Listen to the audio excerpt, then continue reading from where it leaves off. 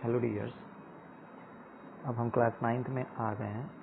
तो क्लास 8 की थोड़ी बातें जिसको पहले एक्सप्लेन कर लिया जाए। जब हम क्लास 8 में थे तो हमारे पास एक ही बुक थी जिसमें 3 सेक्शन डिवाइड थे। एक बुक को सोशल स्टडी नाम से, एक बुक को 3 सेक्शन में डिवाइड किया गया था।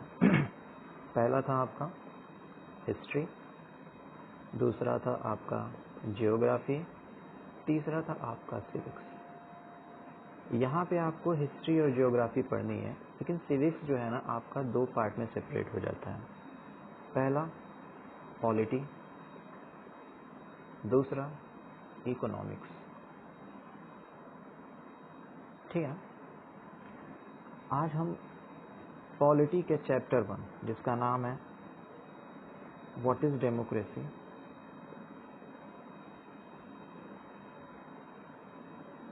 And why democracy. डेमोक्रेसी क्या होती है, डेमोक्रेसी होती ही क्यों है। क्लियर? आज इसके बारे में हम लोग थोड़ा सा डिस्कशन करेंगे। ध्यान से सुनिएगा। देखिए, डेमोक्रेसी जानने से पहले ना हमें जानना पड़ेगा कि गवर्नमेंट होता क्या है, क्योंकि जब आप डेमोक्रेसी की डिफिनीशन देखेंगे तो उसमें ये वर्ड्स आता है। तो पहले हम इसके बारे में जानें कि डेमोक्रेसी गवर्नमेंट होता क्या है। देखिए, गवर्नमेंट को अगर सेपरेट किया जाए ना, अगर डिस्ट्रीब्यूट किया जाए तो ये 2 पार्ट में सेपरेट होते हैं। पहला डेमोक्रेटिक गवर्नमेंट, दूसरा नॉन डेमोक्रेटिक गवर्नमेंट। यानी ऐसी जगह पे जहाँ पे डेमोक्रेसी को फॉलो किया जाता है, मतलब जो गवर्नमेंट होती है वो by the help of democracy चलती है, या फिर एक ऐसा चीज जहाँ पे डेमोक्रेसी को फॉलो नहीं किया जाता, मतलब जो गवर्नमेंट का फॉर्मेशन होता है या जो गवर्नमेंट रूल ओवर करती है वो डेमोक्रेसी के कॉन्सेप्ट को फॉलो करते हुए, कॉन्स्टिट्यूशन के कॉन्सेप्ट को फॉलो करते हुए नहीं करती है। क्लियर है? अब डेमोक्रेटिक गवर्नमेंट को हम लोग 2 पार्ट में आगे चल करके सेपरेट कर सकते हैं। पहला बोला जाता है, ये सब आपको बस जान लेना है, सुन लेना है, ये मतलब कि हो सकता है आप आगे पढ़ो, लेकिन इस क्लास के लिए मैं थोड़ा सा आपको कुछ चीज़ें एक्सप्लेन कर दूँ ताकि आप जब आगे पढ़ो तो इसके बारे में ज़्यादा आपको दिक्कत नहीं हो। ठीक है ना? अगर आपको ये चीज़ें समझ में आ गई तो बहुत अच्छा है, अगर नहीं समझ में आई रटने की ज़रूरत नहीं है, रटना नहीं है आपको। क्लियर है? समझने की कोशिश कीजिएगा कि क्या बताया जा रहा है। न समझ में आए तो वीडियो को फिर से पीछे कीजिएगा, दोबारा इसे प्ले करके देखिएगा, लेकिन रटिएगा नहीं। क्लियर है?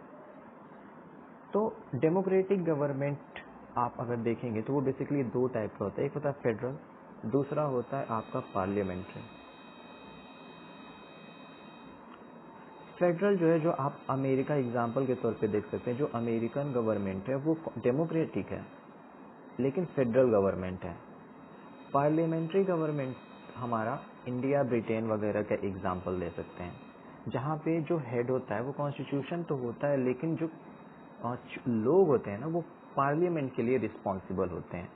लेकिन जहाँ पे फेडरल गवर्नमेंट पाया जाता है वो कॉन्स्टिट्यूशन के थ्रू रन तो करता है, बट वहाँ पे आपके जो हेड होता है, हेड ऑफ द स्टेट होता है, मतलब हेड ऑफ द कंट्री होता है, वो पार्लियामेंट के लिए रिस्पॉन्सिबल नहीं होता है।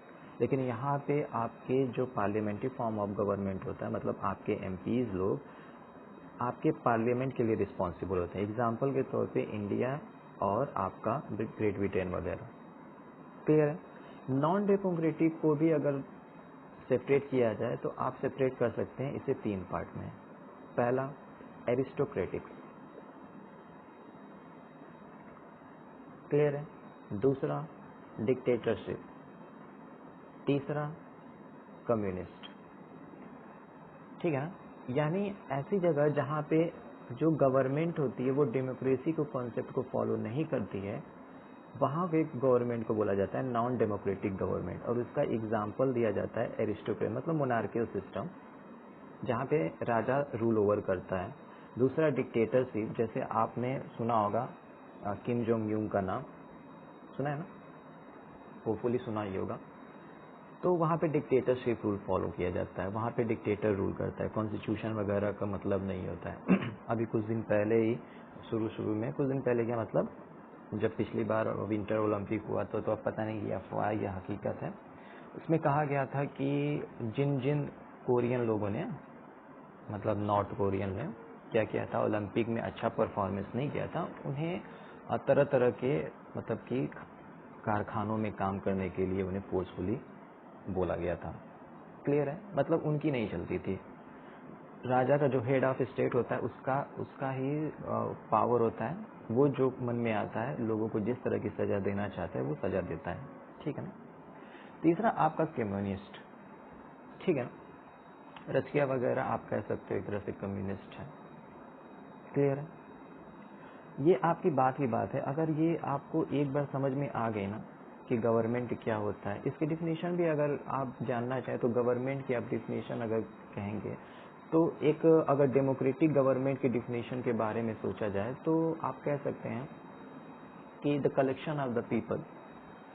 अगर इसकी डिफिनीशन के बारे में देखा जाए, मैं डेमोक्रेटिक गवर्नमेंट के बारे में बात कर रहा हूँ, ध्यान दीजिएगा, डेमोक्रेटिक गवर्नमेंट की बात कर रहा हूँ, नॉन डेमोक्रेटिक गवर्नमेंट के बारे में बात नहीं कर रहा हूँ। अगर डेमोक्रेटिक गवर्नमेंट के डिफिनीशन के बारे में अगर कोई पूछे तो आप बता सकते हो नॉर्मली थोड़ा सा कि the collection of the people, या फिर रिप्रेजेंटेटिव वर्ड भी यूज कर सकते हो। The collection of the people और representative, those who make law for their people is known as democratic government. यानी लोगों का एक ऐसा समूह जो रिप्रेजेंटेटिव होते हैं, मतलब लोगों का एक ऐसा समूह या रिप्रेजेंटेटिव का ऐसा समूह जो क्या करते हैं, लॉ का फॉर्मेशन करते हैं। किनके लिए? अपने ही लोगों के लिए, जिन लोगों ने इन्हें चूज किया है उनके लिए ही जो लॉ का फॉर्मेशन करते हैं उसे बोला जाता है डेमोक्रेटिक गवर्नमेंट। क्लियर है? आपके बुक एनसीईआरटी जो लोग पढ़ रहे होंगे उस एनसीईआरटीज में डेमोक्रेसी को एक कहानी के तौर पे समझाने की कोशिश की गई है कि कहानी किस तरह चल रही है। कोई क्लास है, जैसे आप लोग क्लास में पढ़ रहे होगे, क्लास के बारे में बातें कर रहे होगे, वहाँ पे आपको ये डिफिनीशन एक कहानी के तौर पे, क्लास में मैम है, वो मैम बच्चे मैम से सवाल जवाब करते हैं। किस तरीके के सवाल होते हैं उसका मैं ऊपर ओवरव्यू दे देता हूँ, आपको पूरा पढ़ने की ज़रूरत नहीं है उसको। क्लियर है? ये आपके क्लास में खुद का, आप भी अपने क्लास में जो टीचर आपको पढ़ा रहे होंगे उनसे क्लास में जब वो पढ़ाए ध्यान से सुनिए, और ध्यान से सुनने के बाद आप जब ध्यान से सुनेंगे ना तो आपको ऑटोमेटिकली बहुत सारे क्लास में आपको डाउट क्रिएट होने लगेंगे। एक बार घर आकर के रिवीजन करेंगे तो आपको लगेगा कि वो चीज़ें जो क्लास में मैं पढ़ा हूँ धीरे धीरे भूलते जा रहा हूँ।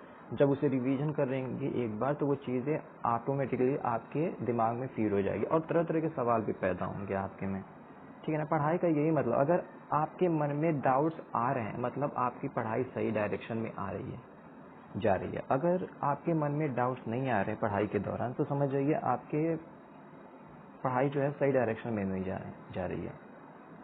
क्लियर है? चलिए, तो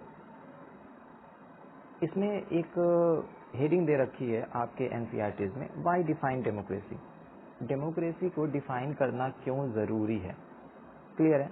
एक क्लास है, क्लास में कुछ बच्चे अपने मैम से इस तरह के सवाल पूछते हैं कि मैम डेमोक्रेसी को डिफाइन करना क्यों ज़रूरी है, क्या ज़रूरत है डेमोक्रेसी को डिफाइन करना।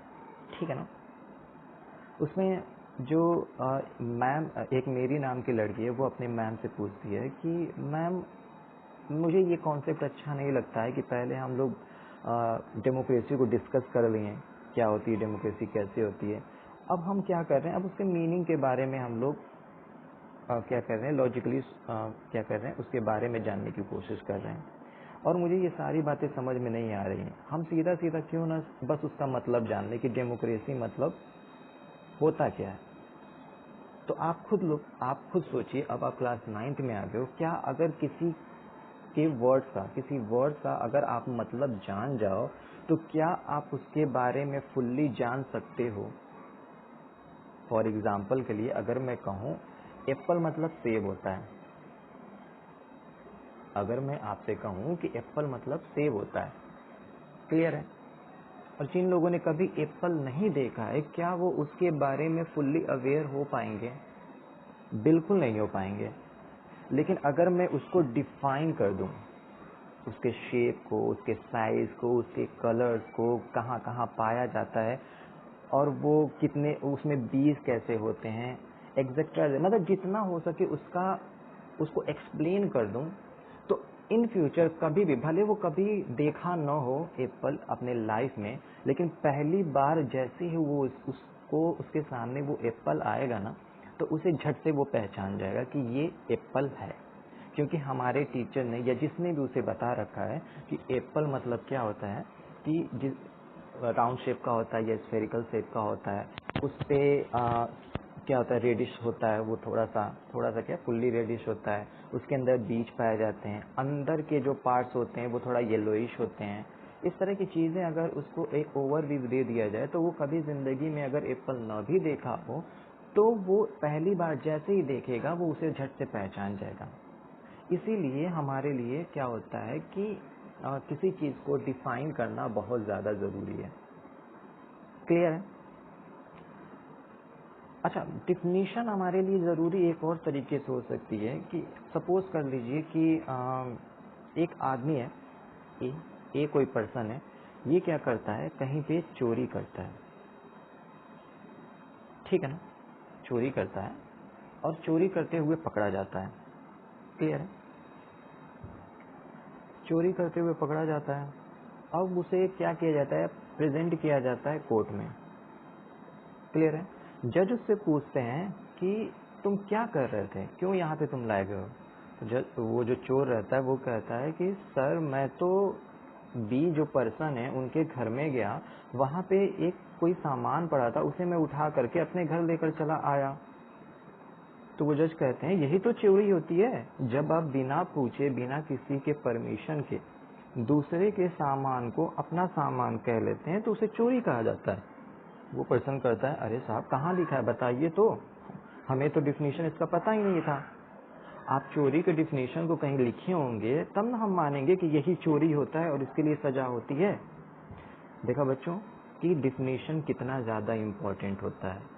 By the help of definition आप किसी को गलत और किसी को सही ठहरा सकते हैं। अगर आपके पास उस पर्टिकुलर काइंड ऑफ चीज़ों के डिफिनीशन नहीं है तो आप उसका इवेल्युएशन कर ही नहीं पाएंगे। उसी तरीके से हमारे डेमोक्रेसी का भी डिफिनीशन होना चाहिए। किस बेसिस पे आप कहेंगे कि ये कंट्री डेमोक्रेटिक है या डेमोक्रेटिक नहीं है। सिर्फ मतलब होने से किसी चीज़ का उसके बारे में आप एनालिसिस नहीं कर सकते हैं। क्लियर है? आपके बुक में एक छोटा सा डिफिनीशन दिया हुआ है डेमोक्रेसी का, जिसको ध्यान से सुनिएगा। डिफिनीशन क्या है? A form of government in which representative are elected by the people. यानी एक ऐसा गवर्नमेंट, ध्यान से सुनिएगा, एक ऐसा गवर्नमेंट, एक ऐसा गवर्नमेंट जिसमें रिप्रेजेंटेटिव को इलेक्ट किया जाता है बाय द पीपल। ठीक है? अब जो जो वर्ड्स में सर्कल किए हैं उसको ध्यान से देखिएगा। ये डेमोक्रेसी की डिफिनीशन में कह रहा है कि a form of government in which representative are elected by the people. यानी जो रिप्रेजेंटेटिव होते हैं, रिप्रेजेंटेटिव का भी डिफिनीशन होना चाहिए। कौन, क्या होता है डिफिनीशन रिप्रेजेंटेटिव का? गवर्नमेंट का तो खैर मैंने बता दिया आपका। इलेक्टेड मतलब क्या होता है और पीपल किसे बोला जाएगा। ठीक है ना? तो गवर्नमेंट मैंने बता दिया, दूसरे वर्ड पे फोकस कीजिए, रिप्रेजेंटेटिव। क्या होता है रिप्रेजेंटेटिव का डिफिनेशन? देखिएगा, मैंने आपकी स्क्रीन पे शो हो रहा होगा, a person who has been chosen to take decision on the behalf of another person और ग्रुप। ध्यान से फिर से सुनिए, a person who has been chosen to take decision, यानी कि एक ऐसा पर्सन जिसे चूज किया जा रहा है, किस लिए? टू टेक डिसीजन, निर्णय लेने के लिए, फैसले लेने के लिए, on the behalf of another, और लोगों के बिहाफ पे। ऐसा क्यों किया जाता है? इसके पीछे रीजन है। सपोज कर लीजिए कि जैसे हम लोगों का जब देश आज़ाद हुआ, सबको पता है, तो जब देश आज़ाद हुआ तो हमारे वहाँ एजुकेशन या लिटरेसी रेट के लिए बहुत अच्छा नहीं था, जिसकी वजह से क्या हुआ कि हम लोगों ने डेमोक्रेटिक फॉर्म का इस्तेमाल करना शुरू किया। मतलब कि हम अपने बीच के लोगों से क्या किए, अपने बीच के लोगों को चूज करते थे कि आप पढ़े लिखे हो, आप समझदार हो। आप अपने फैमिली में देख लीजिए, हो सकता है ये 10 लोगों की फैमिली हो, इसमें क्या हो, सभी लोग उतने ज़्यादा समझदार ना हो, तो हम क्या करते हैं, इसमें से किसी एक फैमिली मेंबर को हेड बना देते हैं कि ठीक है हम लोग मीटिंग वगैरह तो करेंगे, सबका डिसीजन माना जाएगा, बट क्या होगा कि आप जो होगा ना, आपका फाइनल डिसीजन होगा, क्योंकि आप हम लोगों में सबसे ज्यादा समझदार हैं। क्लियर है, समझ में आ रहा है? तो यही होता है रिप्रेजेंटेटिव का definition, a person who has been chosen to take decision on the behalf of another person. Clear है? अब देखिएगा, बातों को ध्यान से सुनने की कोशिश कीजिएगा। क्या ये डिफिनेशन जो है that will be enough to define the democracy? तो जवाब होता है नहीं। जवाब होता है नहीं। क्या मतलब कि अगर क्या ये डिफिनेशन अगर देखा जाए इस डिफिनेशन को, तो इस डिफिनेशन की हेल्प से क्या हम किसी देश को डेमोक्रेटिक का दर्जा दे सकते हैं? तो जवाब आता है नहीं, क्योंकि बहुत सारे ऐसे देश हैं जहां पे रिप्रेजेंटेटिव को चूज किया जाता है, इलेक्शन के थ्रू ही चूज किया जाता है और लोग ही उन्हें चूज करते हैं। Citizen of that particular kind of the country are chosen to their representative, but still we can not say that particular country is a democratic country until and unless if that particular kind of the country do not follow some kind of the features। अगर कुछ देश क्या होता है, फिर हिंदी में सुन लीजिए, अगर कुछ देश क्या होते हैं इस डिफिनेशन को फॉलो करते हैं, वहां पे गवर्नमेंट के थ्रू एक देश को चलाया जाता है और गवर्नमेंट का फॉर्मेशन कैसा है, रिप्रेजेंटेटिव के द्वारा जो चूज किए जाते हैं लोगों के द्वारा। क्लियर है? लोग अपने रिप्रेजेंटेटिव को चूज करते हैं, गवर्नमेंट का फॉर्मेशन होता है, सब कुछ ठीक चल रहा है, इसके बावजूद भी हम उस देश को डेमोक्रेटिक नहीं कह सकते हैं। तब तक नहीं कह सकते हैं जब तक वो कुछ फीचर्स को फॉलो न करे। अब वो फीचर्स क्या हैं, ध्यान से सुनिएगा। कौन कौन से ऐसे फीचर्स हैं डेमोक्रेसी को जिससे एक देश को फॉलो करेगा अगर वो देश, तभी उस देश को हम डेमोक्रेटिक देश कहेंगे, अदरवाइज उस देश को डेमोक्रेटिक देश नहीं कहेंगे। क्लियर है? पहला फीचर्स क्या होगा, ध्यान से सुनिएगा। पहला डिसीजन, ये मैं नोट्स ना आपको नोट्स बनाने की जरूरत नहीं। अगर आपको कुछ लग रहा है कुछ इंपॉर्टेंट चीजें हैं तो आप उसे लिख सकते हो, बट अगर आप नोट्स नहीं बनाओगे ना तो मैं डिस्क्रिप्शन में नोट्स का लिंक शेयर कर दूंगा, या पीडीएफ एज अ पीडीएफ मैं उसे लिंक में डाल दूंगा, ठीक है ना? वहां से आप चाहे तो डाउनलोड कर लीजिएगा, या फिर आप अपने स्कूल के टीचर्स वगैरह, देखिए आपके जो स्कूल के टीचर है ना उनसे बेहतर कोई नहीं पढ़ा सकता। कुछ टॉपिक होता है जो मतलब कि हो सकता है मैं ही पढ़ा रहा हूँ तो मेरी कुछ बातें आपको समझ में नहीं आ रही होंगी, आपके टीचर वो ज्यादा एक्सप्लेन कर दिए होंगे बेहतर से, समझ रहे हैं ना?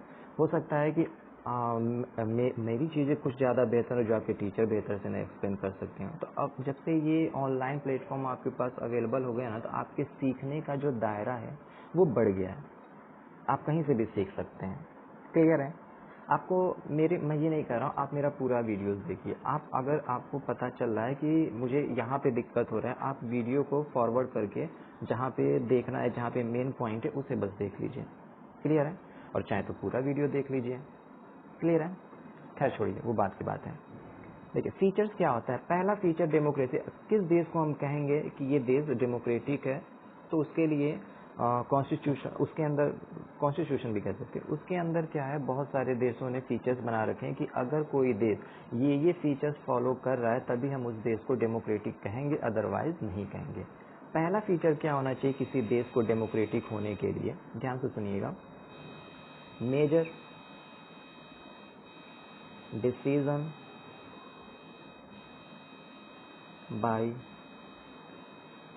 इलेक्टेड लीडर या रिप्रेजेंटेटिव आप कर सकते हैं।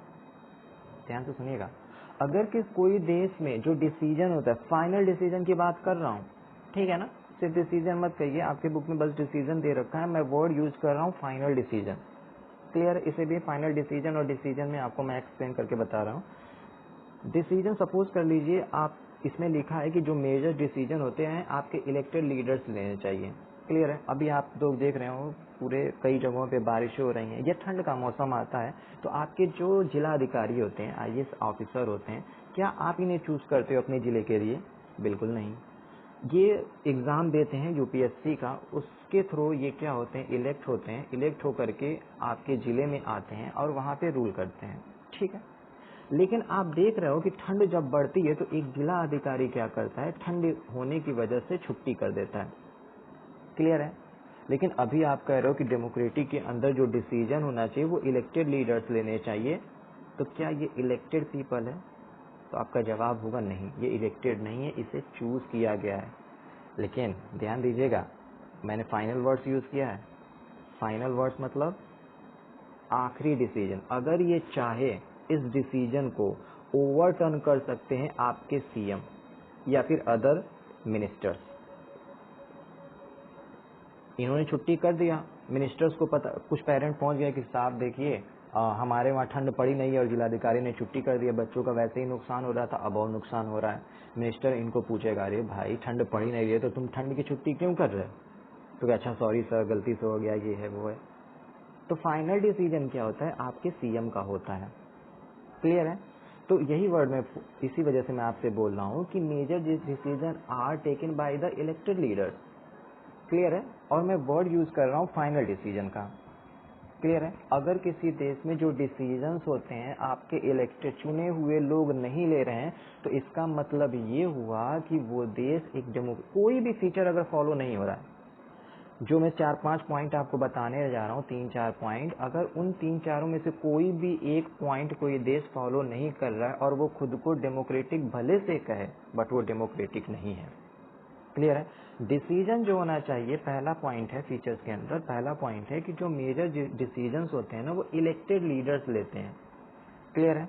आपने जिन्हें चूज किया है, जो आपके मिनिस्टर्स हैं, होम मिनिस्टर्स हैं, डिफेंस मिनिस्टर हैं या फिर कैबिनेट मिनिस्टर्स हैं, ये लोग मिलकर के आपका डिसीजन लेंगे। अगर इनके अलावा कोई और डिसीजन ले रहा है, आपके लिए नियम कानून बना रहा है, then you can definitely say that country should not be a democratic country. Example के थ्रू समझते हैं। क्या एग्जाम्पल है? पाकिस्तान में ना जनरल थे, आर्मी के जनरल होते हैं ना, परवेज मुशर्रफ नाम था उनका। उन्होंने 1999 में, ध्यान दीजिएगा, 1999 में कू कर दिया। कू मतलब होता है तख्ता पलट, मतलब जो पावर में है, जो गवर्नमेंट पावर में है, उसको हटा करके खुद को एस्टेब्लिश कर लेना, या अपने किसी को अपने चापलूस को कह सकते हो, माउथ बटरिंग वाले को उस पोजीशन पे लाके रख देना। क्लियर है? देखिएगा, परवेज मुशर्रफ कौन है? आर्मी के क्या है? जनरल हैं। आर्मी लोगों को क्या हम चूज करते हैं या वो किसी कंपटीशन के थ्रू इलेक्ट होते हैं? तो आपका जवाब आएगा वो तो कंपटीशन के थ्रू इलेक्ट होते हैं। अब परवेज मुशर्रफ ने क्या किया? 1990 में क्या किया? कू कर दिया, अपने देश में तख्ता पलट कर दिया, मिलिट्री कू कर दिया। क्लियर है? और वहां का जो डेमोक्रेटिकल गवर्नमेंट था, इलेक्टेड गवर्नमेंट थे, उनको हटा करके खुद को चीफ एग्जीक्यूटिव डिक्लेयर कर दिया अपने उस देश का। ठीक है ना? और प्रेसिडेंट को, और खुद को प्रेसिडेंट डिक्लेयर कर दिया। उन्होंने कॉन्स्टिट्यूशन के अंदर कुछ चेंजेस करें और खुद को head of the state declare कर लिया। ठीक है ना? मैंने आपसे क्या बोला? परवेज मुशर्रफ थे। अब परवेज मुशर्रफ एक आर्मी जनरल है जिन्हें लोगों ने चूज नहीं किया, वो किसी कंपटीशन के थ्रू गए हैं, बट उन्होंने तख्ता पलट करके क्या किया? खुद को उस देश का नागरिक, हेड ऑफ द स्टेट घोषित कर दिया, जिसके वजह से अब क्या होगा? वो all the decision will be now taken by the Pervez Musharraf. तो क्या हम उस देश को, जहां पे जिसको हमने चूज नहीं किया है, इलेक्ट नहीं किया है एज अ रिप्रेजेंटेटिव, वो हमारे लिए नियम कानून बनाएगा, तो क्या ऐसे देश को हम डेमोक्रेटिक कह सकते हैं? तो जवाब आपका होगा नो। अगर डिसीजन आपके रिप्रेजेंटेटिव या इलेक्टेड लीडर्स के अलावा कोई और ले, तो समझ जाइए वो देश क्या है? एक डेमोक्रेटिक देश नहीं है। आई होप पहला फीचर आपको समझ में आ गया होगा। दूसरे फीचर्स के बारे में देखते हैं कि दूसरा फीचर, एक डेमोक्रेसी के अंदर दूसरा फीचर क्या होना चाहिए। पहला फीचर समझ में आ गया? नहीं समझ में आया तो उसे पीछे करके दोबारा से सुनने की कोशिश कीजिएगा, ठीक है ना? और न हो तो आप कमेंट भी कर सकते हैं। चलिए, दूसरा फीचर क्या होना चाहिए एक डेमोक्रेटिक कंट्री के लिए? पहला फीचर मैंने आपको बताया, दूसरे फीचर पे फोकस कीजिए। ओह सॉरी, ठीक है। दूसरे फीचर्स में बात की जाती है free and fair electoral competition का। ध्यान से सुनिएगा, free and fair electoral competition, यानी जो इलेक्शन होना चाहिए ना, वो क्या होना चाहिए, फ्री एंड फेयर होना चाहिए। मतलब कि जिसका मन करे, जैसे मन करे, अगर वो कॉन्स्टिट्यूशन के हिसाब से वो नियम को फॉलो कर रहे हैं। फॉर एग्जांपल के लिए आपकी एमपीज, अपने देश की बात कर रहा हूँ, MPs as a member of parliament you have to cross the age of 35। आप अगर एमपी का इलेक्शन लड़ना चाहते हैं, मेंबर ऑफ पार्लियामेंट बनना चाहते हैं, तो आपको 35 एज क्रॉस करनी पड़ेगी, ठीक है ना, ये नियम है। तो अगर कोई 35 क्रॉस कर गया है एज, उसके बाद भी आपको इलेक्शन में पार्टिसिपेट नहीं करने दिया जा रहा है, तो आपका देश डेमोक्रेटिक कंट्री नहीं है। क्लियर है? सपोज कर लीजिए कि आपके वहाँ एक मतलब ऐसा है कि 10-12 पार्टियां हैं। आप सपोज करें ये छोटा सा आपका उत्तर प्रदेश है, यहाँ पे 10-12 पार्टियां हैं, छोटी छोटी पार्टियां, Sapa, BSP, BJP, Congress. Suppose कर लीजिए आपने कल कोई पार्टी का फॉर्मेशन किया, एक नई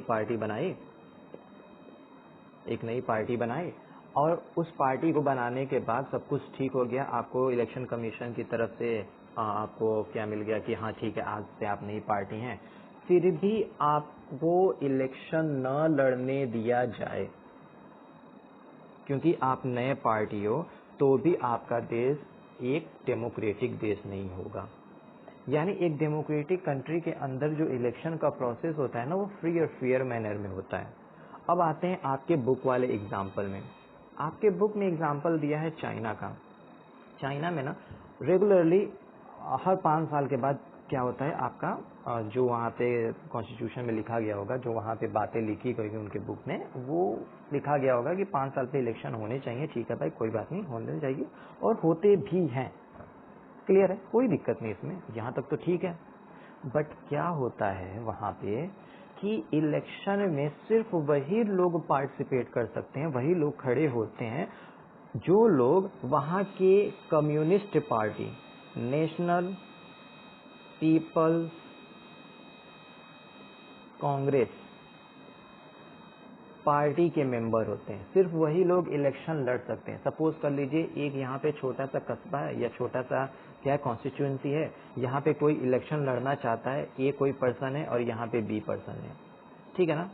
ए जो है एक्स पार्टी से बिलोंग करता है, बी जो है इस पार्टी से बिलोंग करता है, तो इसे लड़ने की इजाजत नहीं है। सिर्फ इसे लड़ने की इजाजत है क्योंकि इसने नेशनल पीपल कांग्रेस की सदस्यता ले रखी है।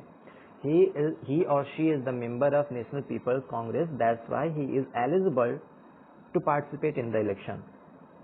But the B person or B that lady cannot be eligible until and unless he or she join this party. अगर ये भी इस पार्टी को ज्वाइन कर लेगी तब जाकर के ये एलिजिबल होगी कहीं पे इलेक्शन में पार्टिसिपेट करने के लिए। तो आपसे सवाल ये है कि क्या ये एक फ्री एंड फेयर इलेक्शन हो रहा है, क्या यहाँ पे फेयर है किसी के साथ? तो आपका जवाब आता है बिल्कुल भी नहीं। क्लियर है? क्यों बिल्कुल भी नहीं? क्योंकि डेमोक्रेसी के अंदर तो आपको हर चीज करने की आजादी है। हर चीज करने की आजादी होने का मतलब ये नहीं कि आप कुछ भी कर सकते हो, बस आपकी आजादी की वजह से किसी दूसरे को तकलीफ न हो। एग्जाम्पल के तौर पे अगर मैं सड़क पे छाता लेकर के चल रहा हूँ तो कोई दिक्कत नहीं, किसी को कोई प्रॉब्लम नहीं है। छाता घुमाते हुए चल रहा हूँ, किसी को कोई प्रॉब्लम नहीं है। लेकिन अगर उस छाता घुमाने से किसी को तकलीफ हो रही, किसी को चोट लग रही है, तब आपकी आजादी वहीं पे खत्म हो जाती है। जब हम लोग पढ़ते तो एक इंग्लिश की बुक थी, उसमें एक बात कही गई थी कि आपकी आजादी वहीं तक आ जाती है जहां से मेरी नाक जो है शुरू होती है। क्लियर है? खैर छोड़िए, वो सब बात की बात है, हम लोग टॉपिक पे अपने जाते हैं। फ्री एंड फेयर इलेक्शन करवाना, कंपटीशन करवाना जरूरी है। अगर किसी देश में फ्री एंड फेयर इलेक्शन नहीं हो रहा है तो वो देश एक डेमोक्रेटिक देश नहीं है। चाइना कितना भी खुद को कह ले कि हम डेमोक्रेटिक हैं, हम डेमोक्रेटिक हैं, हम डेमोक्रेटिक हैं, लेकिन but the features which is provided by the leaders कि ये फीचर्स फॉलो करने चाहिए तब हम डेमोक्रेटिक हैं, तो आप देखेंगे कि चाइना इस वाले फीचर्स को फॉलो करता ही नहीं है। वहां 2002-3 से ना एक ही पार्टी रूल ही कर रही है, ये वाली पार्टी आपकी, जिसके सी जिनपिंग इस समय प्रेसिडेंट हैं। क्लियर है, समझ में आ रहा है? आपके बुक में ना एक और एग्जाम्पल के थ्रू इसको समझाने की कोशिश की गई है और उसका एग्जाम्पल लिया गया है मैक्सिको का। मैक्सिको एक देश है, यूरोपियन कंट्री है। चलिए आज आपका ये होमवर्क है कि आप मैक्सिको सर्च कीजिएगा अपने एड्रेस में। क्लियर है? चाइना वगैरह तो खैर में भी पता होगा, आप क्लास 9th में आ गए तो चाइना तो ऐसा एक्सपेक्ट किया जाता है, आपको पता ही होगा कहाँ पे है। मैक्सिको सर्च कीजिएगा और इसके नेबरिंग कंट्री को फाइंड आउट करने की कोशिश कीजिएगा। क्लियर है? उसके अलावा यहाँ पे पता कीजिएगा क्या सबसे अच्छा है, क्या सबसे बुरा है। ठीक है, चलिए। तो मैक्सिको ना 1930 में इंडिपेंडेंस हुआ। जैसे हमारा देश कब हुआ, आज़ाद हुआ? 1947 में। उसी तरीके से मैक्सिको भी 1930 में खुद को इंडिपेंडेंट कर लेता है और वहाँ पे इलेक्शन होते हैं। हर 6 सालों पे इलेक्शन होते हैं, एवरी 6 ईयर्स पे। यहाँ तक तो सब ठीक है, कोई दिक्कत नहीं, इलेक्शन होना अच्छी बात है। डेमोक्रेटिक देश है तो इलेक्शन होना चाहिए, रिप्रेजेंटेटिव को चूज करना चाहिए। दिक्कत कहाँ होती है? दिक्कत ये होती है कि 2000 तक, ध्यान से सुनिएगा, दिक्कत कहाँ होती है? 2000 के बाद से ना वहाँ पे एक पार्टी है, 2000 के नियर अबाउट एक पार्टी आती है जिसका नाम रखा गया PRI, इंस्टीट्यूशनल रिवोल्यूशनरी पार्टी थी वो। उसने 2000 के बाद से ना वो अभी तक क्या थी, पावर में थी। अब वो पावर में कैसी रहे, मतलब वो कभी इलेक्शन हारती ही नहीं थी। वो इलेक्शन क्यों नहीं हारती थी? उसने मीडिया को अपने काबू में कर रखा था। मीडिया को बोलने की इजाजत नहीं। अगर कोई गवर्नमेंट के खिलाफ बोलता था, कोई भी मीडिया पर्सन गवर्नमेंट को खिलाफ बोलता था, वो रातों रात कहाँ गायब हो जाता था किसी को पता नहीं। मतलब आपसे आपके बोलने की आज़ादी छीन गई, राइट टू स्पीच। एक डेमोक्रेटिक कंट्री है तो वहाँ पे फंडामेंटल राइट्स होता है और उस फंडामेंटल राइट्स में एक राइट सबसे ज़्यादा इम्पोर्टेंट होता है, फ्रीडम ऑफ स्पीच का। अब ये फ्रीडम ऑफ स्पीच न ही आप देख सकते हैं चाइना में है और न ही आपके मैक्सिको में शो हो रहा है। क्लियर है? आपने अलीबाबा का नाम सुना होगा, अलीबाबा फाउंडर का जैक मा नाम था उनका, अलीबाबा के फाउंडर हैं वो। किसी कॉन्फ्रेंस में जाकर के पता नहीं क्या थोड़ा बहुत चाइना के गवर्नमेंट के बारे में बोल दिए, रातों रात कहाँ गायब हो गए, अभी तक उनका अता पता कोई है नहीं। ठीक है ना? तो ऐसे देश को जहाँ पे फ्रीडम ऑफ स्पीच नहीं है, वहाँ पे आप कह सकते हो डिक्टेटरशिप ही है, कम्युनलिज्म ही है वहाँ पे। क्लियर है? तो हम बात कर रहे थे मैक्सिको की। मैक्सिको 1930 में फ्री होता है, वहाँ पे हर 6 सालों पे इलेक्शन होता है, यहाँ तक ठीक था। लेकिन 2000 के बाद ना वहाँ पे इलेक्शन सिर्फ एक ही पार्टी जीतती थी, ठीक है ना, जिसका नाम था PRI। वो कैसे जीतती थी? हुक और क्रुक से। वहाँ पे मीडिया को बोलने की इजाजत नहीं थी, पीपल को फ्रीडम ऑफ स्पीच छीन लिया गया था। सपोज समझ रहे हैं ना आप लोग? मतलब कि अगर डेमोक्रेसी के अंदर बाय हुक और बाय क्रुक अगर एक ही पार्टी बार बार रूल कर रही है तो वहां पे उस कंट्री को आप डेमोक्रेटिक कह ही नहीं सकते हो। इसका जीता जागता एग्जाम्पल है मैक्सिको। क्लियर है? चलिए, अभी तक मैंने आपको 2 फीचर बताया। पहला फीचर बताया major decision taken by the elected leaders. दूसरा फीचर मैंने आपको बताया कि free and fair electoral competition होना चाहिए, मतलब कि सबको कंपटीशन में पार्टिसिपेट इक्वली राइट होना चाहिए सबके पास। ठीक है? तीसरे के उस फीचर्स पे आते हैं। तीसरा फीचर क्या बताया गया है कि अगर कोई देश में 1 पर्सन 1 वोट वैल्यू की कॉन्सेप्ट फॉलो किया जाता है, यानी हर एक पर्सन को पहले लिख रहे हैं 1 पर्सन 1 वोट 1 वैल्यू, यानी कोई देश है, उस देश में हर एक पर्सन को वोट देने का राइट है। उसके वोट की जो वैल्यू है ना, 1 वोट देने का राइट है और उसके वोट की जो वैल्यू हो वो सबके लिए अलग हो। फॉर एग्जाम्पल के लिए अगर मैं अपने देश का एग्जाम्पल कर लूँ, एक तरफ है आपके अंबानी, अडानी और अदर बड़े बड़े बिजनेसमैन। क्लियर? दूसरी तरफ है स्लम वाले लोग, फिर आते हैं मिडिल क्लास वाले जो सरकारी जॉब करते हैं, फिर आते हैं क्या आपके थोड़े से एजुकेटेड लोग। क्लियर है? समझ रहे हैं आप लोग? और आपके देश में इनकी जो वोट की वैल्यू है वो ज्यादा है। वोट की वैल्यू ज्यादा होने के मतलब अगर सपोज कर लीजिए 1 वोट देते हैं ना, तो हो सकता है इनके कंपैरिजन में इनके वोट की वैल्यू 10 हो। स्लम वालों की वोट की वैल्यू 1 वोट की वैल्यू 1 हो, मिडिल क्लास वालों को 1 वोट की वैल्यू 1 हो। अब सपोज कर लिए गवर्नमेंट जॉब करने वाले हो, इनके वोट की वैल्यू क्या हो, 5 हो, ठीक है। एजुकेटेड लोगों की वैल्यू 2 हो वोट की वैल्यू। मतलब अगर क्या है 10 स्लम के लोग 10 लोग वोट देंगे स्लम एरिया में रहने वाले, तब जाकर के एक अंबानी के वोट के बराबर अगर ये कॉन्सेप्ट आपके देश में फॉलो किया जाने लगा, तो समझ जाइए क्या है कि आपका देश डेमोक्रेटिक देश नहीं है। क्यों? क्योंकि आपके देश में 1 पर्सन 1 वोट और 1 वैल्यू का कॉन्सेप्ट है ही नहीं। सबको एक नजर से देखा ही नहीं जा रहा है। इसका डिमेरिट क्या होगा? इसका डिमेरिट ये होगा कि गवर्नमेंट सिर्फ इनकी भलाई के लिए काम करेगा। क्यों? क्योंकि अगर इनको 10 रुपए की जरूरत है, तो इन्हें एक आदमी को सिर्फ 10 रुपए दे करके 10 वोट मिल जाएगा। सपोज कर लीजिए, अब सपोज करिए स्लम में 10 लोग रह रहे हैं और सबको 10 रुपए देने हैं, तो इन्हें 100 रुपए खर्च करने पड़ेंगे। नहीं समझ में आ रहा है?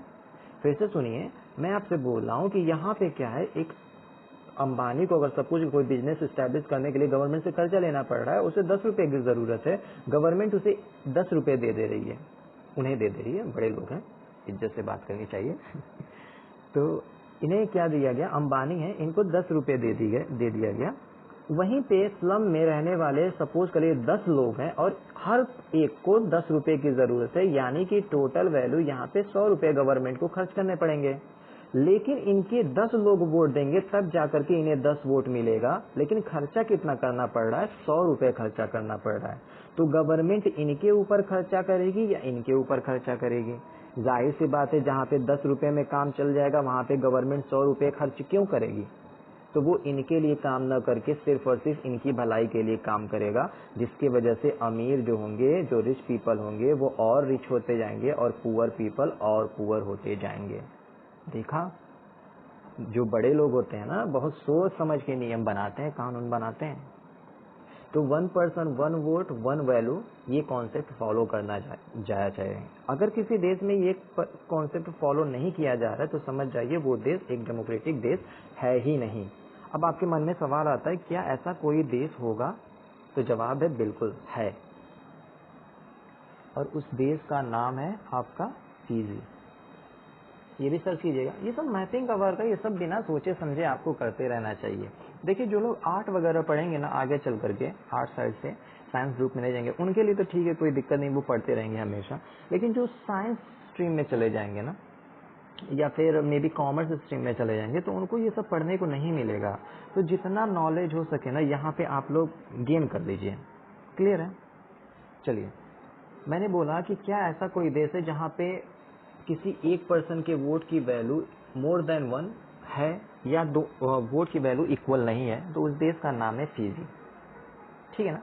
फिजी में जो लोग रहते हैं ना, वहाँ पे फिजी जो एक आइलैंड देश है। अब यहाँ पे क्या है, बहुत सारे लोग जगह जगह से आकर के यहाँ पे सिटीजनशिप एक्वायर कर लिए हैं, कुछ लोग इंडिया से भी गए हैं। तो यहाँ पे ना जो लोग है ना, इनके वोट की वैल्यू अलग अलग है। क्लियर है? तो इस वजह से हम फिजी को कह सकते हैं कि एक डेमोक्रेटिक कंट्री नहीं है। इस वर्ड पे फोकस कीजिएगा, 1 पर्सन 1 वोट, यानी हर एक पर्सन, डेमोक्रेसी के अंदर हर एक पर्सन को वोट देने का राइट होना चाहिए। ठीक है ना? लेकिन सऊदी अरेबिया का नाम आपने सुना होगा। सऊदी अरेबिया में वोमेन को वोट देने का राइट है ही नहीं। खैर, यहाँ पे हम सऊदी अरेबिया की बात कर ही नहीं सकते, क्योंकि अभी भी वहाँ पे मोनार्कियल सिस्टम है, तो वो ऑलरेडी उस डेमोक्रेसी के डिफिनेशन से ही बाहर है वो। क्लियर है? चलिए अगले टॉपिक पे आते हैं। अगला हमारा फीचर होना चाहिए, अगर कोई देश है उसको पहचानने के लिए कि वो डेमोक्रेटिक है या नहीं, उसके लिए अगला फीचर होना चाहिए, 4 पॉइंट है, rule of law and respect of right. इसका मतलब क्या है, इस वर्ड पे ध्यान दीजिएगा। रूल ऑफ लॉ मतलब जो नियम कानून बन गया ना, उसी हिसाब से देश को चलना चाहिए, नहीं कि अपने हिसाब से अपने फायदे के लिए कोई जो हेड ऑफ स्टेट है वो नियम कानून बना दे जिसमें उससे ज्यादा से ज्यादा प्रॉफिट हो। अगर किसी देश में इस तरह के हैं जो हेड ऑफ डिपार्टमेंट, तो समझ जाइए, हेड ऑफ स्टेट, तो समझ जाइए कि वो देश एक डेमोक्रेटिक देश नहीं है। उसके अलावा देश में अगर कोई देश डेमोक्रेटिक है तो वहां पे लोगों के राइट का रेस्पेक्ट करना चाहिए। कॉन्स्टिट्यूशन के अंदर जो लोगों को राइट्स दे रखा है, उस राइट्स का अगर वायोलेशन हो रहा है तो समझ लीजिए कि वो देश एक डेमोक्रेटिक देश है ही नहीं, आप उसे डेमोक्रेटिक कह ही नहीं सकते हैं। एग्जाम्पल के तौर पे दिया जाता है जिम्बाब्वे का, आपकी बुक का एग्जाम्पल बताते हैं। जिम्बाब्वे,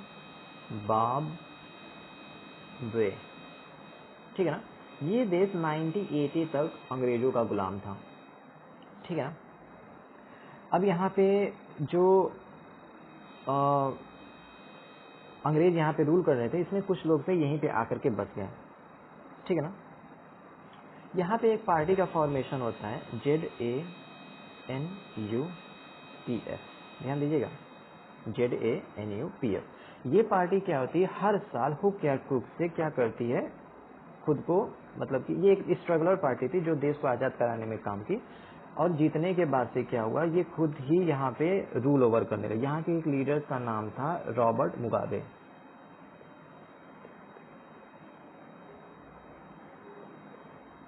रॉबर्ट मुगाबे इस पार्टी के हेड थे, लीडर थे, और ये क्या है 1980 से आजाद होने के बाद जिम्बाब्वे से इलेक्शन पार्टिसिपेट करते थे।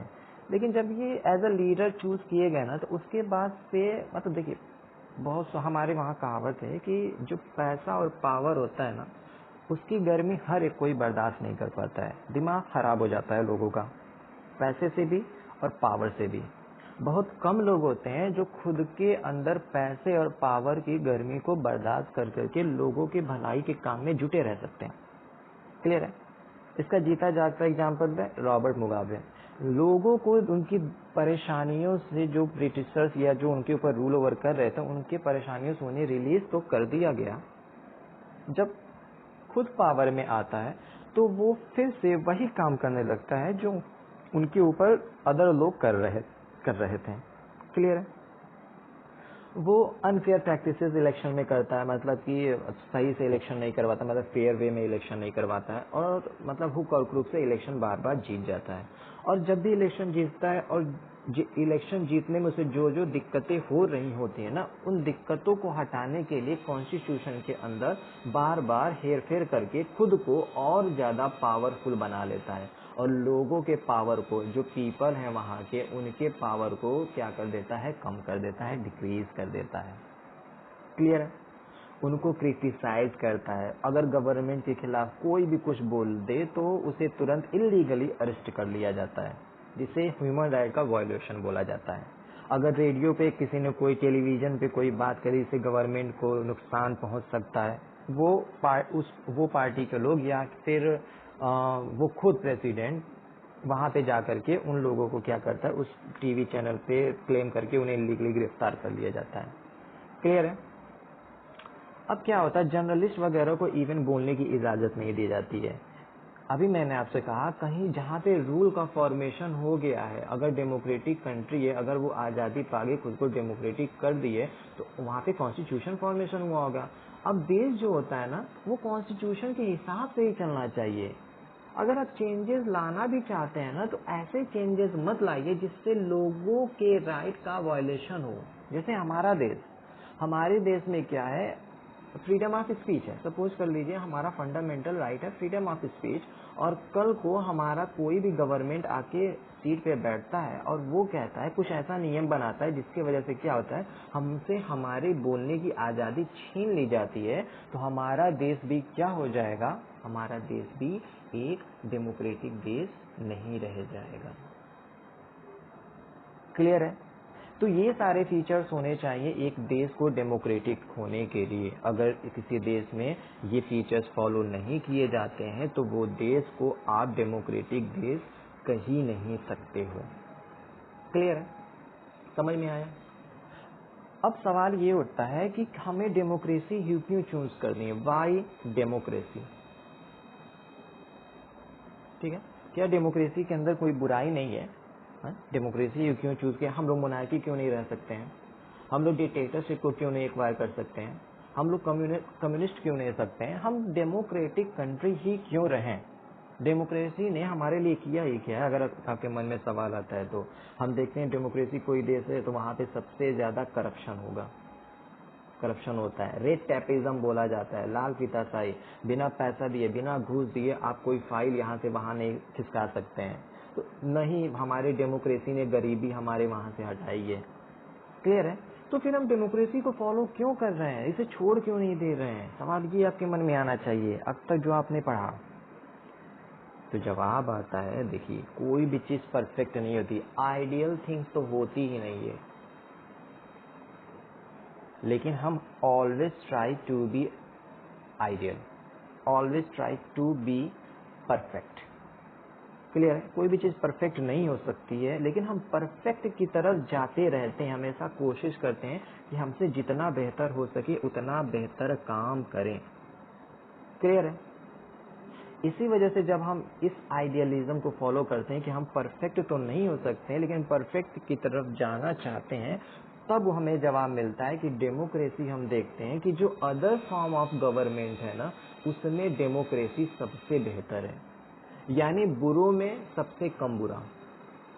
क्लियर है। जैसे आपके वहाँ इलेक्शन हो रहा है, तो आज कैसा इलेक्शन हो रहा है, सभी लोग क्रिमिनल है, 4 लोग अगर इलेक्शन लड़ रहे हैं तो सारे चारों के चारों अगर क्रिमिनल है तो हम किसे वोट दें, या तो आप जाकर के नोटा दबा दीजिए तो वो भी उससे कोई फर्क पड़ने वाला नहीं है, या फिर आप क्या कीजिए, जो सबसे कम बुरा है ना उसे आप चूज कर लीजिए, यही ना कर सकते हैं। उसी तरीके से डेमोक्रेसी के अंदर लाख बुराइयां हो, लेकिन ये और जो फॉर्म ऑफ गवर्नमेंट है ना, उनके कंपैरिजन में आप डेमोक्रेसी को चूज कर सकते हैं। ठीक है ना।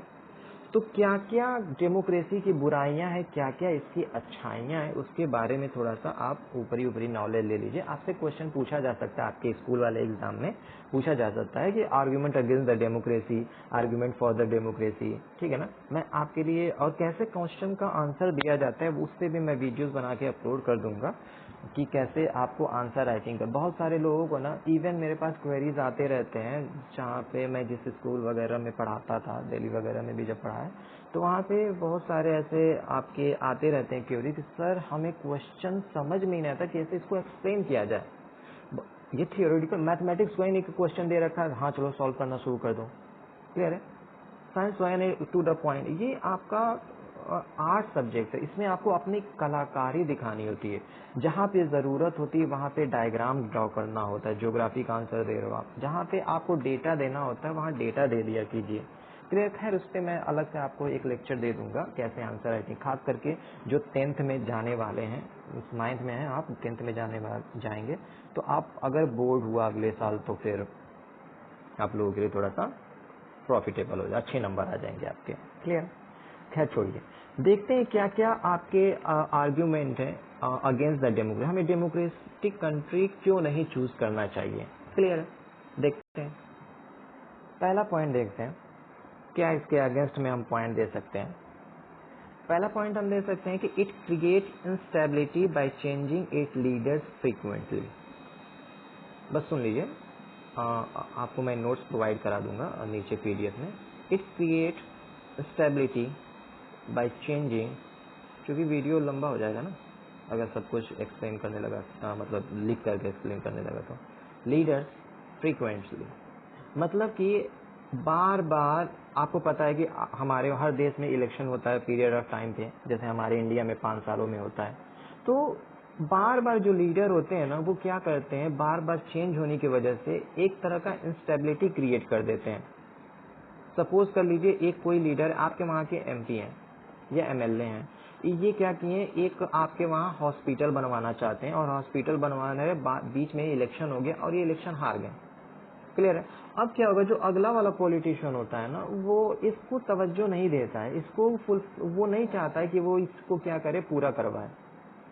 क्लियर है।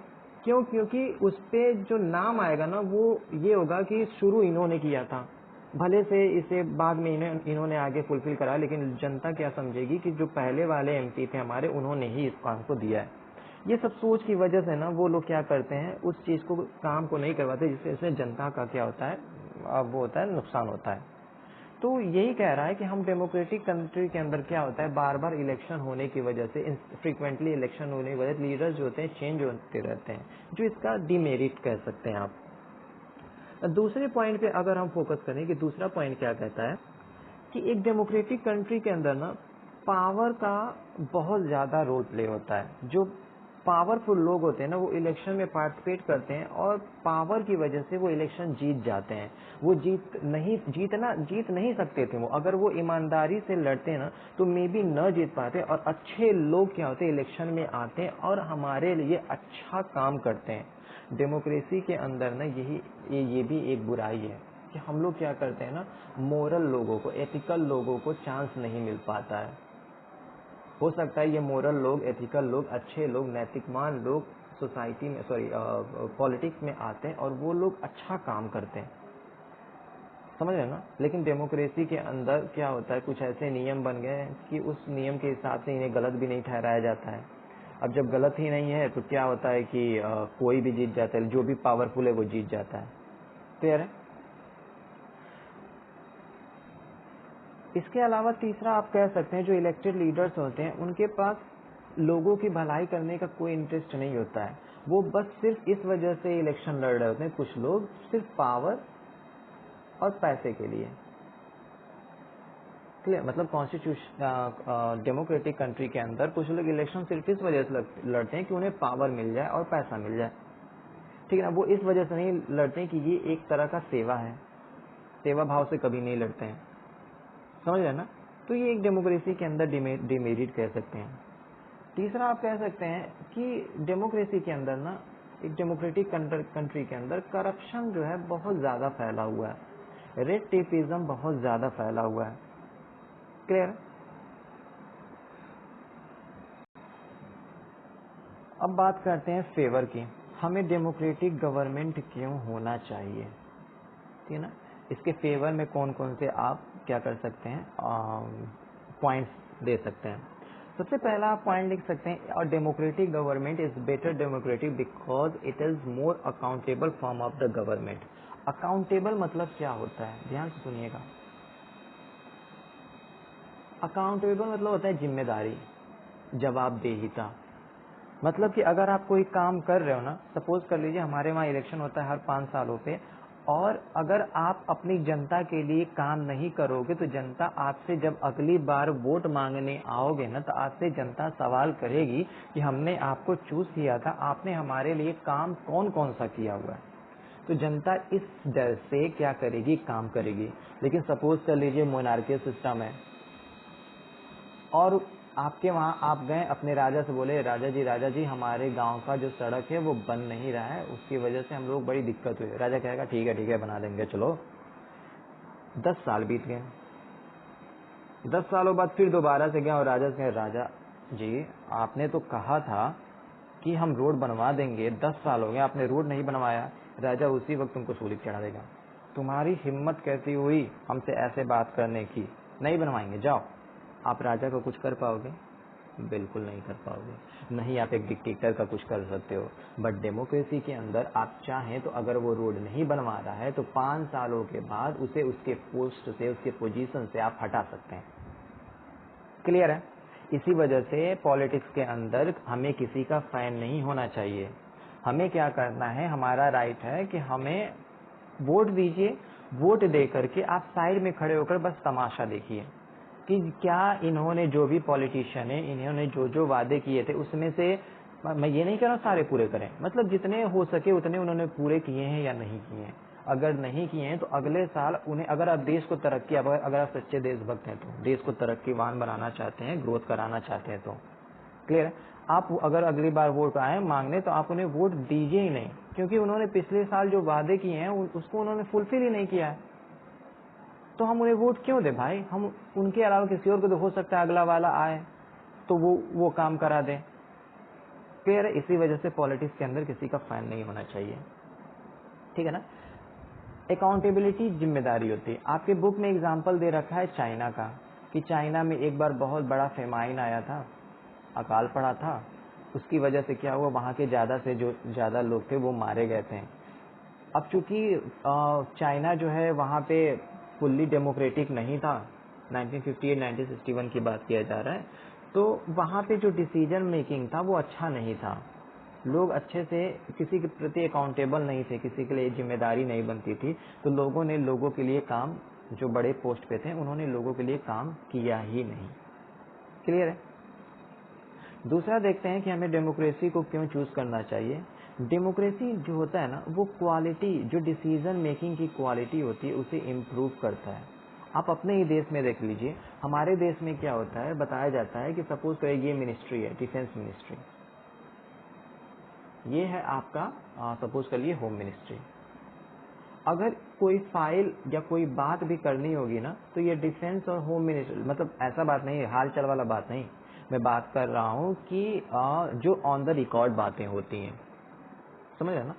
तो अगर डिफेंस मिनिस्ट्री इस होम मिनिस्ट्री से बात करना चाहिए, वो तो डायरेक्ट बात नहीं करेगा। एक फाइल को दूसरे फाइल अपने रास्ते में चल रहे हैं, एक ही गैलरी में है, आमने सामने इनकी बिल्डिंग है, ऑफिस है, तो यहाँ से डिफेंस मिनिस्टर निकले राजनाथ सिंह जी और यहाँ पे अमित शाह जी को क्या फाइल दे दिए। ऐसे नहीं होता है, हमारे वहाँ एक प्रोसीजर है।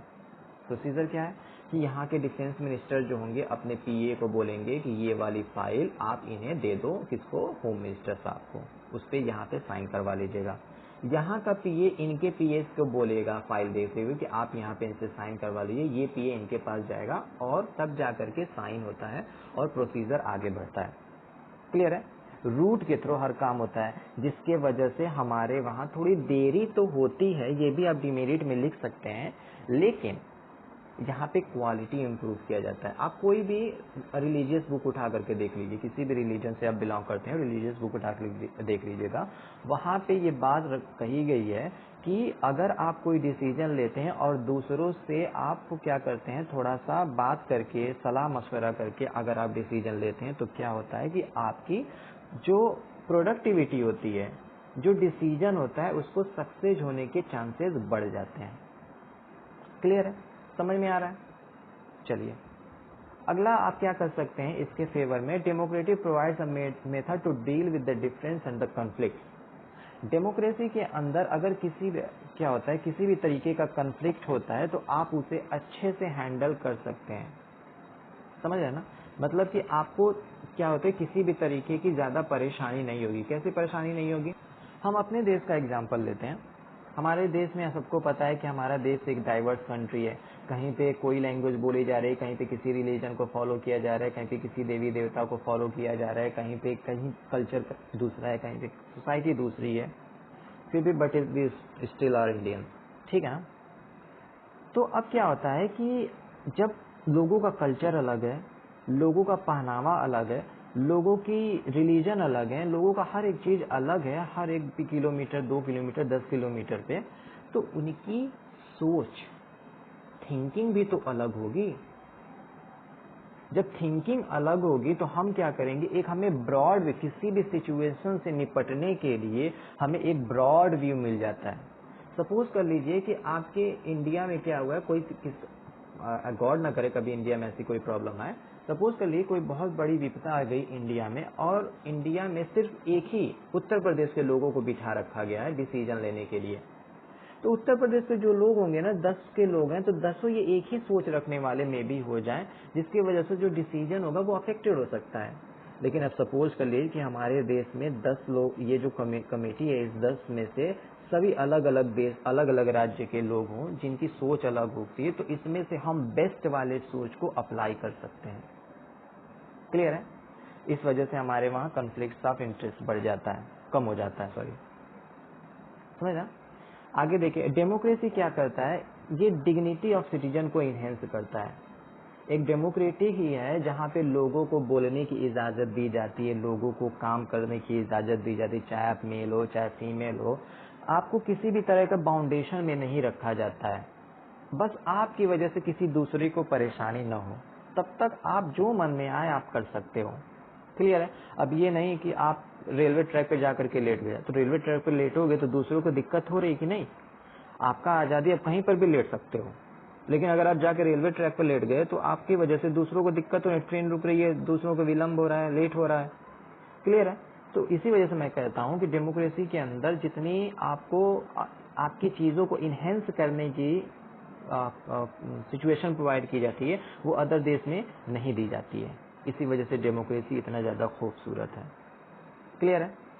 इतने पॉइंट बहुत हैं, एक दो पॉइंट और हैं आप कि आप कह सकते हो कि जो डेमोक्रेसी वो अदर फॉर्म ऑफ गवर्नमेंट से अच्छा है, क्योंकि इसमें गलतियां जो होती हैं वो कम हो जाती हैं। क्यों गलतियां कम हो जाती हैं? क्योंकि हम डिसीजन जो लेते हैं वो लोगों से मिलजुल करके लेते हैं। क्लियर है? इसके अलावा गलतियां इस वजह से भी कम हो जाती कि हम लोग सपोज करें ये एक कम्युनिटी है, जिसमें कमेटी है, जिसमें आपने लोग बैठे हुए 3-4 लोग बैठे हुए, सबसे मिल करके डिसीजन लिया गया और सपोज करिए डिसीजन क्या हो गया, फेल हो गया। तो कोई ये नहीं कहेगा कि इनकी वजह से इन्हें पोस्ट से हटा दीजिए क्योंकि इनकी वजह से ये मिशन जो है फेल हो गया है, क्योंकि इसमें सबकी जिम्मेदारी थी। क्लियर है? तो क्या होगा, आप तख्ता पलट कू वगैरह का चांसेस जो होता है वो कम हो जाता है। क्लियर है? समझ में आया? ये था आपका चैप्टर क्लास 9 का पहला चैप्टर डेमोक्रेसी, जिसके बारे में मैंने आपको वीडियो शॉर्ट रखने की कोशिश की है। मैंने 1 घंटा कंप्लीट करने की कोशिश की है। ठीक है, कुछ चीज़ें मैंने शॉर्ट्स में भी डाल रखी हैं, उसको देखने की कोशिश कीजिएगा। और अगर आपको यहाँ से सारी बातें समझ में आ गई तो बहुत अच्छा है। अगर कोई प्रॉब्लम अगर आपको आ रही तो कमेंट बॉक्स में आप लिख सकते हैं। इसके अलावा अगर आपको किसी भी तरीके की प्रॉब्लम हो वो भी आप अपने कमेंट बॉक्स में लिख सकते हैं। मिलते हैं अगले टॉपिक से, तब तक के लिए बाय बाय।